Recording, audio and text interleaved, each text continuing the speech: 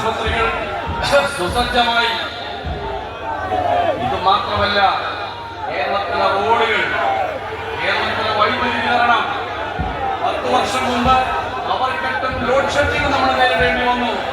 ഇന്ന് load shedding ഉണ്ടോ, power കട്ടുണ്ടോ? Keralam മുഴുവൻ പ്രകാശപൂരിതമായി. എല്ലാ വിധത്തിലുള്ള മാറ്റങ്ങൾ കേരളത്തിലുണ്ടായി.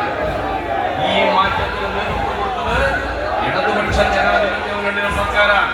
ആ സർക്കാരിന് തുടർച്ച ഉണ്ടാകാൻ വേണ്ടിയാണ് ഈ തെരഞ്ഞെടുപ്പിൽ ഇവിടെ ഇരിക്കുന്ന ഈ 3 സ്ഥാനാർത്ഥികൾക്ക് വോട്ട് നൽകി വിജയിപ്പിക്കണമെന്ന് ഞങ്ങൾ നിങ്ങളോട് അഭ്യർത്ഥിക്കുന്നു. കൂടുതൽ വിശദാംശങ്ങൾ നൽകാൻ പോകുന്നില്ല.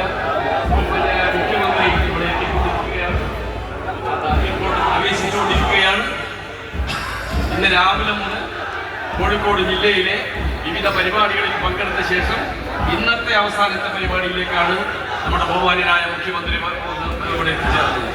ഇന്ന് അദ്ദേഹം കോഴിക്കോട്ട് വെച്ച് ഈ തെരഞ്ഞെടുപ്പിന് മുമ്പ്